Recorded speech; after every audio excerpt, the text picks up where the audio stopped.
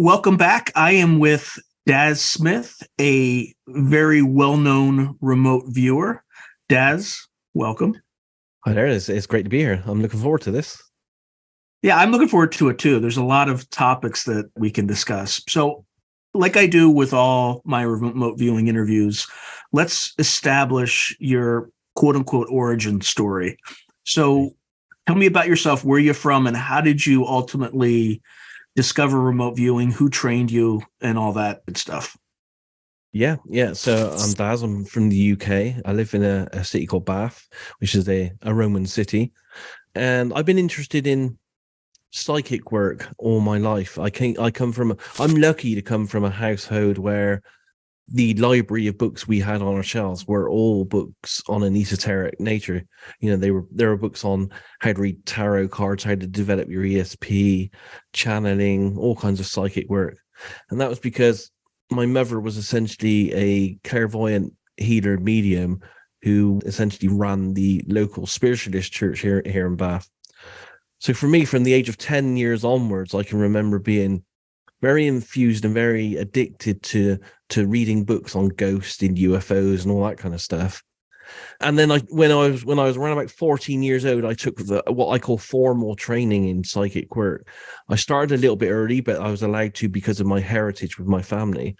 And I took training then in clairvoyance and mediumship, channeling, healing. And I played with all the other divination tools, like tarot cards, stand reading, tea leaf reading, all that kind of stuff.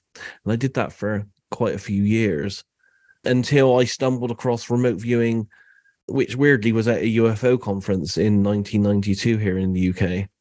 Interesting. I got quite heavily into UFO research from 1989 onwards. And at this UFO conference, they played an audio tape of a person who I now know to be Ed Dames, who used to work for the Stargate program.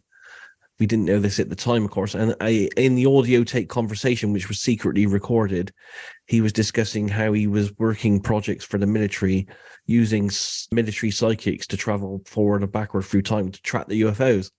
So after hearing that, I was like, in 1992, and being a trained psychic myself, I was like, wow, I really need to learn this. So yeah, essentially, I then spent 5 years trying to find remote viewing resources, but this was pre-internet, or when the internet was so young. So when you heard the secret recording, did you say that was 1992? 1992, yes. Okay, so it wasn't formally acknowledged yet. That was 3 years before it was all still secret. Although Ed Dames had a bit of a big mouth, and he was on the UFO circuit telling anyone and everyone he could, essentially breaking his military oath and essentially telling secrets as well. And that's been documented in the actual Stargate CIA archives. You can actually see that they were actually quite dismayed that he was out there on the circuit telling essentially what were government secrets at the time. So yeah, he was caught on tape talking about this in 1992, but because it was pre-internet, or the internet was 4K modems around about that time, it didn't really take off with remote viewing on what we call the public circuit until 1995, when it all exploded and it all went public on American TV. And then the classes and all the online training pretty much started in 1996 onwards. And in 1996, that's when I started inquiring into getting my first set of remote viewing training. And then who was the person who trained you? Well, my guy was he's a bit of a puzzle, to be honest. I was in an online forum talking about remote viewing in 1996. And I struck up a conversation with a man called Leigh Culver. And he told me at the time that he was ex-special forces, and he was in Russia at the time training Russian people in emergency medical techniques. And he was passing through London on his way back home, he said, in a few weeks. Would I like to go to London and learn CRV, which was controlled remote viewing? And he offered it to me free of charge because, during our conversations, it was discussed that I was unemployed at that moment in time. So he offered me the free training. I went to London for 2 weekends in a row, and I actually stayed at the house he stayed in as well, because he arranged accommodation for me. And he essentially trained me over those days in what we now know as CRV, or coordinate remote viewing. Now, what military did he represent? He didn't tell me. All I knew, all he claimed was ex-special forces. He was a big brute of a guy, and the way he moved, you can kind of tell these people by the way they move and the way they situate themselves in a room. So I didn't have no reasons to disbelieve him. Was he I've seen American? he is American, yes. I've seen some pictures of him online in, some kind of military gear and setup and stuff. So I do believe his backstory. But with my research into Stargate and, the remote viewing program going on 26 years now, I can't find any record of him being involved in any part of the official remote viewing program. So here's an intriguing fact. So I asked this question for everyone in the former Stargate Sunstreak Grill Flame program, or special access program.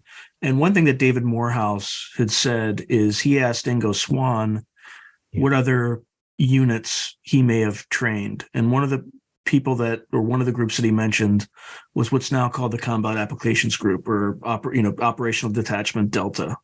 So he doesn't know for sure if Ingo Swann ever trained those guys, but I wouldn't be surprised if they were trained, and it wouldn't have come out because those guys are, you'll see there's hundreds of books about the Navy SEALs and SEAL Team 6, but you rarely often hear about Delta. I think I was writing a fiction book related to Delta, and I think I was able to find maybe 3 books off the shelf. So chances are, if he's special ops, he can only be from really, at least on the Army side, you said soldier.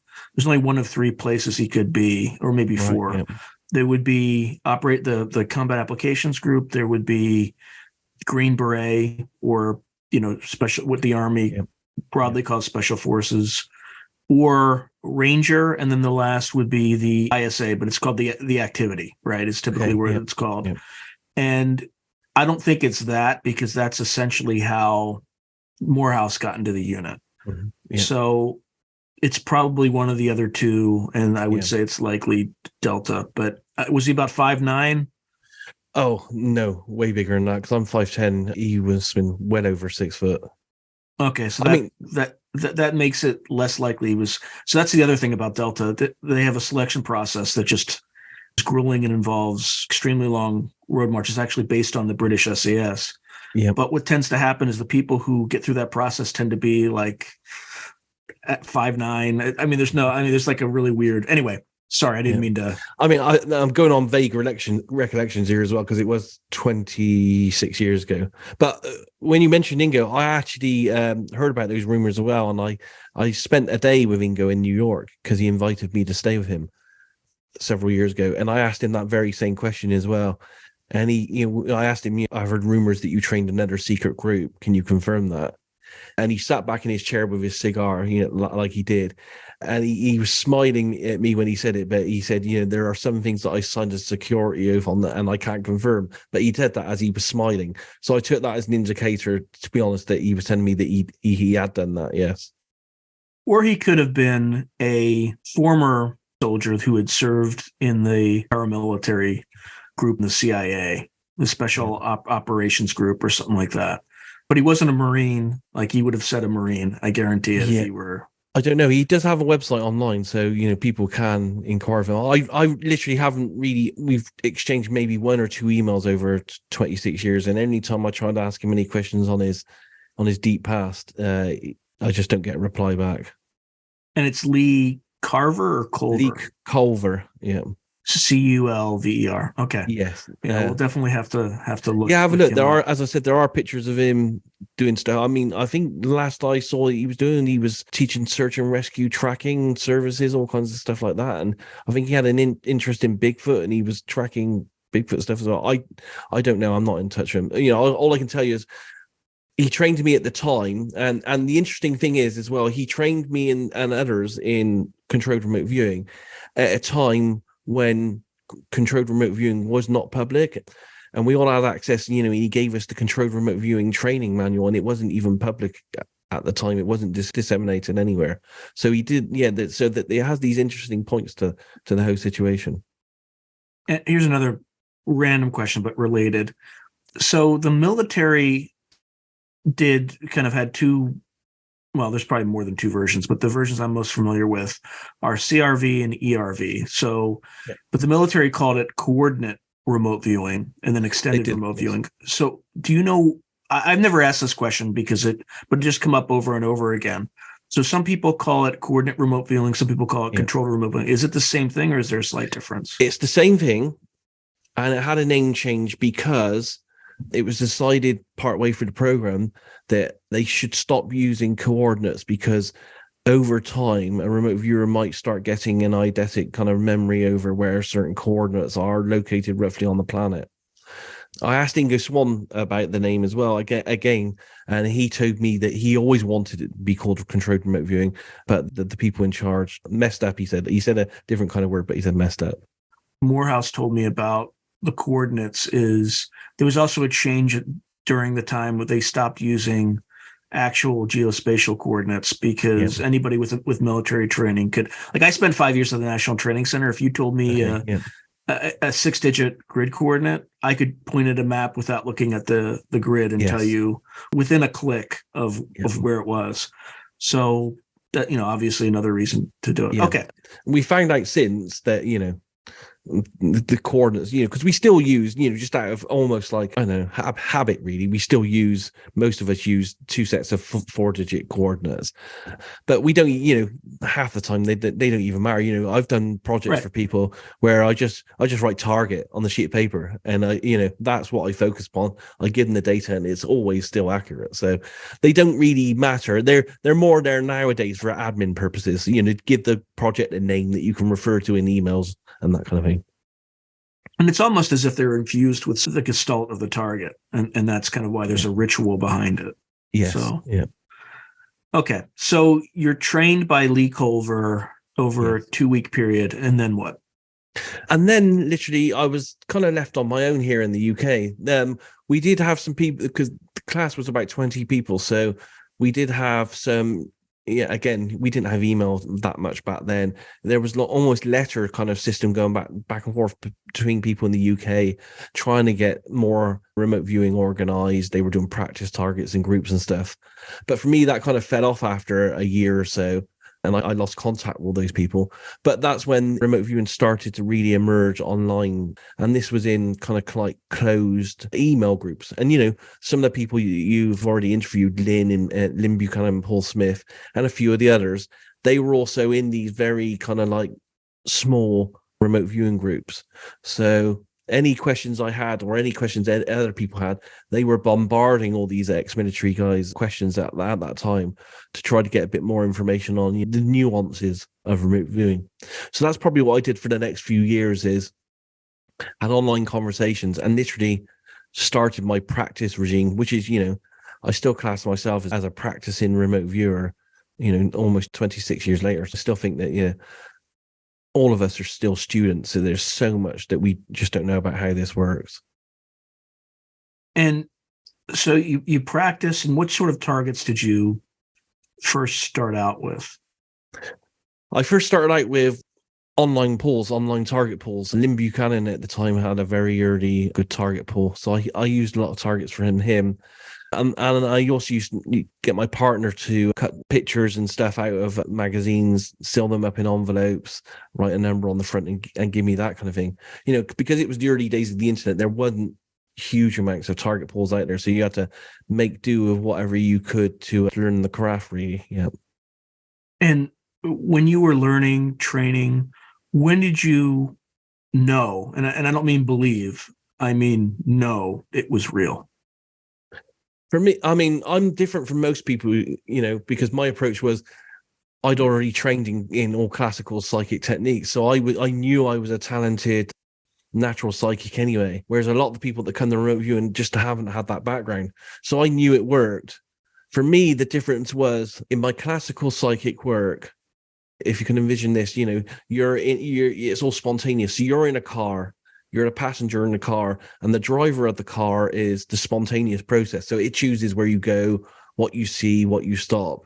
You have no control over it whatsoever. You're just there looking out the window, trying to take in information. What remote viewing, and essentially controlled remote viewing, did is it allowed me to swap places. So I then swapped from being the passenger in the car to the driver. And now I'm in total control of all the intuitive psychic process. It's not spontaneous anymore. So like I sit down here at my desk, I say, okay, I'm now going to do my project. I'm going to get my psychic information. Here's my stack of paper or my tablet and my pen.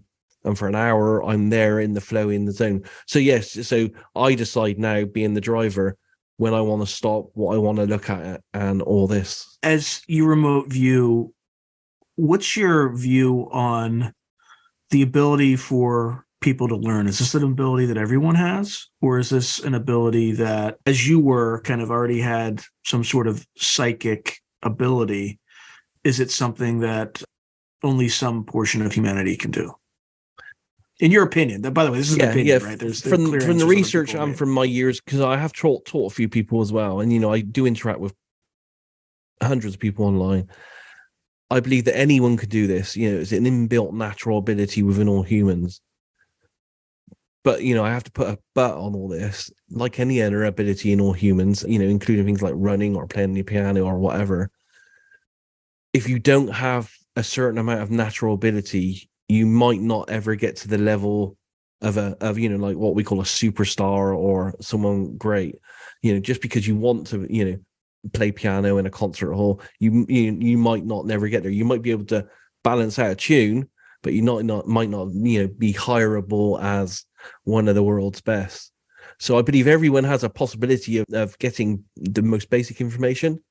But natural talent and dedication to learning the craft over a period of many years probably does help along the way. So it's probably a bit of a percentage of natural talent, percentage of years of dedication and practice and so on, which will constitute to how good you actually become in the end. Yeah.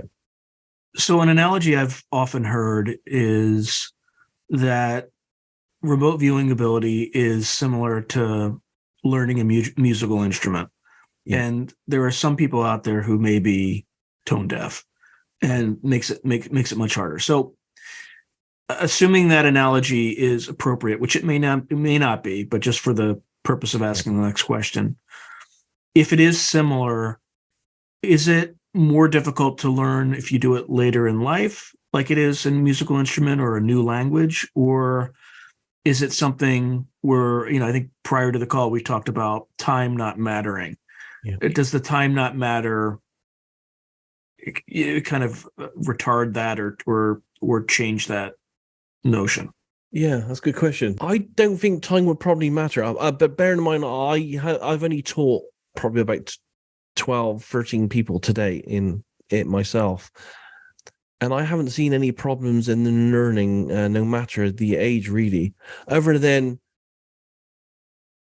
it does take a lot of years to be competent at this. I kind of relate it more to like learning a martial art, because I've learned quite a few martial arts, and that when you're learning like karate, for example, you can learn to do the basic punches and kicks, with your stage 1 and 2 belt, your white and your yellow belt. But to really know how your opposition moves and to know which punches and kicks work for you as a person, it really does get to the black belt level where you've spent like 4 to 6 years immersed in the art that you're practicing. And I think it's the same for remote viewing. I think anyone could do it to varying levels, but the more amount of time you really put into integrating the art of remote viewing as muscle memory, that's when you really start to become really good at it.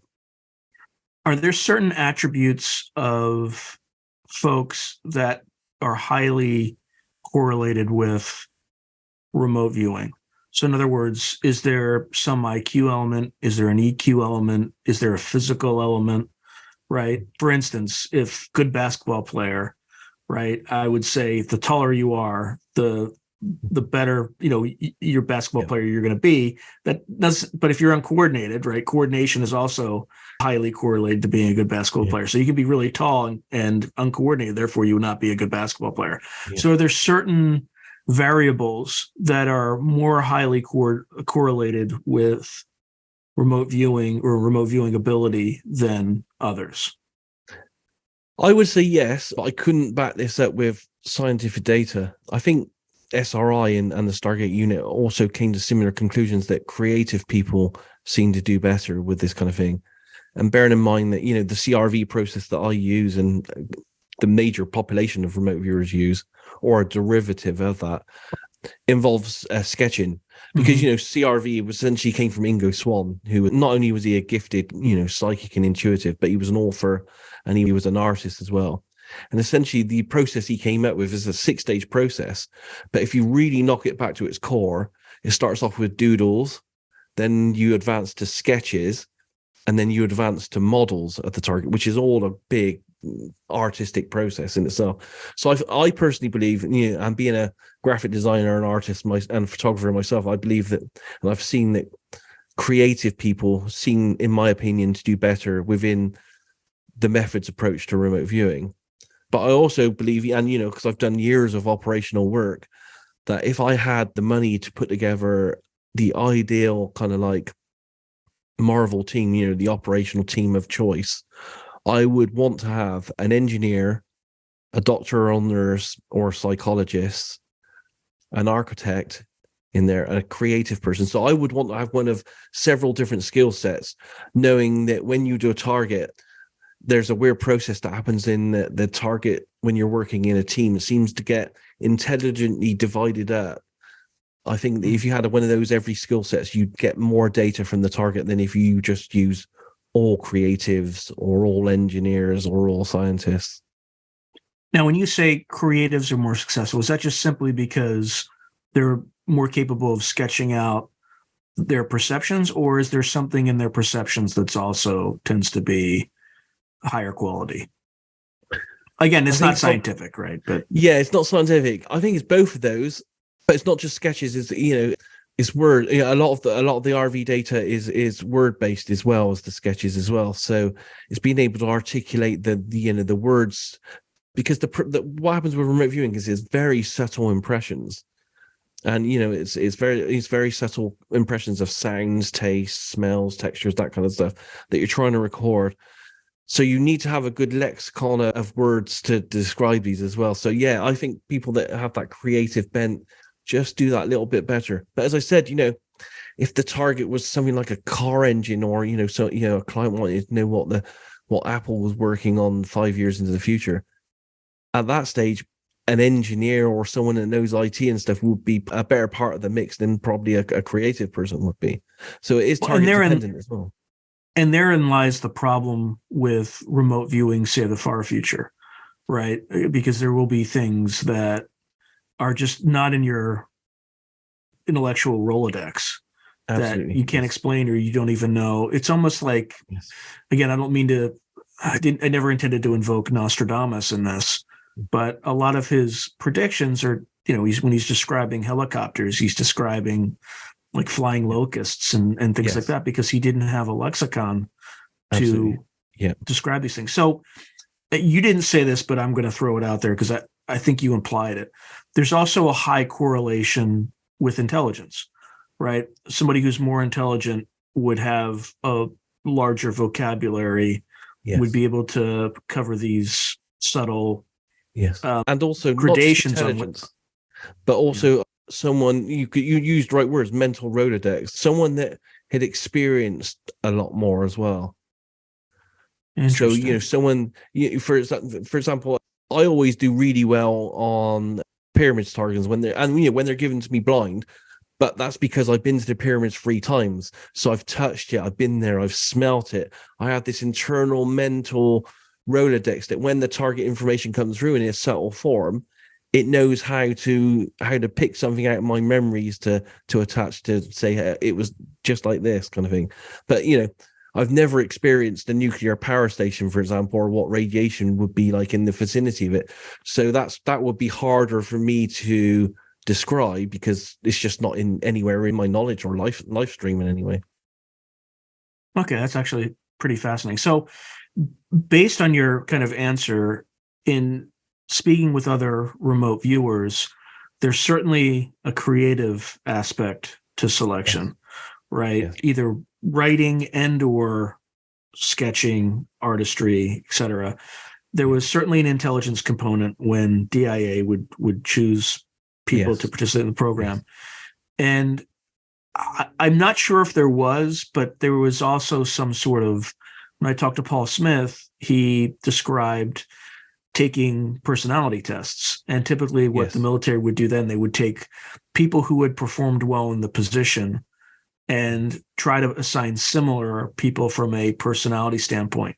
Now, I was only able to get what his Myers-Briggs type indicator was, but people that I've spoken with, at least I know for sure David Morehouse, and I know from talking to Paul Smith that extroversion was something they both have in common. But that doesn't mean that that's what they only selected for. It's just those are just two examples, and the introverts wouldn't stand out as much, so I wouldn't know if they were introvert or extrovert. So that's So is there also a personality type? I would imagine introverts would be able to do well in this too, but I don't know. Those are the only two examples I know, so it confounds what I would think.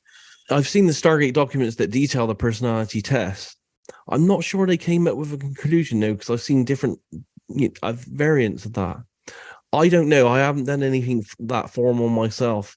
I kind of, because I work with teams of people, I kind of just look at their track record, a bit like a portfolio. I look at their track record of targets. I kind of look at them as a person. Can I get on with this person? Do they look like they can capable of what they're doing? And that's how I pick teams and how I work with people, because there's a lot of trust involved as well. I have to feel like I trust everyone involved in the team that I'm working with. Because if you have someone in there as a bit of a bad egg, a bit of a loose cannon, it does seem to massively affect the whole performance of the whole team. So I guess I kind of eyeball or ad hoc it, kind of gut feeding on personality of people, but I have to be honest, I haven't seen anything formal that I agree with properly on that. It's one of the research things that I think definitely still needs to be done for remote viewing. So speaking of research, do you know of any academics who have focused on this particular topic? As I said, only the loose documents I've seen in the Stargate archives. I mean, since that program closed in '95, I don't see much of any kind of formal research into all the bigger questions within remote viewing. Yeah, as I said, we're here now. What was it, 30 odd years later after Stargate closed? And even still today, we have no idea how it works. We have no idea whatsoever. Why do you think that path hasn't been pursued? That's a good question. It may have been, but in black projects, I have had some indicators literally just over the last year that there are some ongoing secret projects doing work. But in the academia, there doesn't seem to be anyone that can get the funding or seems to want to do this. I mean, I've asked in some of the projects that I've run, with the role of telepathy within remote viewing, for example, I've called that out, for several years now, saying we don't know how much of a role it has. And from someone like me who's selling remote viewing services, I find it a little bit worrying ethically, because if I'm providing information to people and they're paying for it, I want to know that the information I'm providing actually comes from the target itself and not from the person that's asking me, the question. I don't want to be there just parrot fashion giving them what they want to hear. But at this moment in time, I don't think we can, as remote viewers, definitively say to anyone, including any client, yes, the information comes from the target. We don't know the boundaries of everyone that's involved in the project, including the person tasking the target, and how much they're influencing us giving them the data. I mean, I think the only way to really ensure it is try to do a double-blind tasking. Yes. Right, where the person giving you the tasking has no idea what they're talking about. Yep. And also picking targets that are less infused with, or at least the way you pick the targets. Because I've seen a lot of, as an example, I think I was watching, I think on your YouTube channel, Remote Viewed, there was a tasking that you did on the semiconductors recovered from the Roswell crash, right? Which presupposes that that's true. Yes. Right? Which it could very well be, but if it's not true, that tasking is very likely to result in telepathic overlay, right? Yes. So asking the right question, or a better question would have been, observe this point in time, in space and time, and tell me what the kind of that target was trying to. If there's an event, like look for something energetic, what do you find? Yeah, but that target had a specific aim in that the person wanted to try to confirm what Colonel Corso wrote in his book The Day After Roswell, where he said that he had these semiconductors in a filing cabinet. So one of the big things with remote viewing is it needs, or every target should, as much as possible, have what we call an element of feedback, to be able to then take the remote viewing data and then assess it against feedback to see how much of this is accurate. The one we were discussing has a certain amount of feedback in that, there was a Colonel Corso. He did write a book called Day After Roswell. He claims there was a UFO, crashing at Roswell. So if we describe that then, and that matches, then is the other stuff matchable as well? Yeah, it's a hard one, and there are lots of inappropriate targets out there that are being chosen from us as remote viewers, of course. But as a remote viewer, because we're blind to the target, we don't have any choice in how the target's set. We only get to see it after the fact. And many a times I've sat there and I'm sitting there thinking, why did they send me for 2 days looking at that? Now, is that something, do you think, in the long run can be fixed? Because that is one of the fundamental limitations of remote viewing. It doesn't really work well if you know what the target is, because you get a flood of whatever's in your in your Rolodex, in your personal Rolodex, that may or may not have to do, it's just AOLs, right? Analytical overlays. Yes. So I just feel like for some reason, this field has been stymied by being kind of discredited by U.S. intelligence organizations for good reason, right? Like if I had a technique that I could see anywhere in space and time and nothing could prevent me from going to, say, listen in on all meetings in Langley, Virginia, right? I would be like, it's complete kookery. It doesn't exist. It's I'd want it for myself. Absolutely, yes. And I think there's been an active program to do that. A bit like there's an active program still ongoing to split the what I call the UFO or UAP community using disinformation techniques for decades. I do believe that's probably gone on with remote viewing, and there are people, like Ed Dames, that goes out there in a very public forum and makes very wild claims, and every single one of them has been completely off target. Mm-hmm. Knowing how he was trained and what he was training and stuff, and having access to his military records, I have to I personally conclude that there is a disinformation campaign out there against remote viewing, because it is so powerful. We do know at the time when the Stargate program was running, when they realized at a high level that literally a remote viewer could access all information, some of the top people were quite scared of that, because there are no secrets anymore. Yeah, that's the Sugar Grove incident, right? With Pat Price. Pat Price and Ingo Swann, yes. And there were, there's other for viewers, well. Sugar Grove is the NSA facility that had some extremely high technological capability in tracking Soviet satellites and intercepting communications potentially. It had all the names Q Ball and all those projects, which really freaked out the CIA and NSA. Yeah, but as far as where we know at this point in time, and I've done thousands of experiments now, going over a 26-year period, there are no limitations to what can be done. I've set targets where the target literally only exists in my mind. And I set that as a target, the blind target to remote viewers. So I created a fictional UFO event in my head, and it didn't exist at that point anywhere else. And I set that to them as a target, and they described it exactly as I imagined it in my head. So here's a question that I'm going to use to end this episode. How do you know it wasn't real? Where did that thought come from? Yeah, well, hopefully it wasn't a real UFO encounter, because in my head I envisioned it outside my own house and stuff. Again, I could take multiverse theory and say maybe another Daz Smith in a separate branch of reality experienced that. it's quite possible. As we discussed, we don't know how this works, and there seems to be an underlying connective tissue to everything in the universe, and that's how this seems to work. All right, well, Daz, it was an absolute pleasure talking with you, and I look forward to discussing some esoteric targets in the next episode. Okay, yeah, thank you. If you enjoyed this video, hit like and subscribe, and I'll see you next time.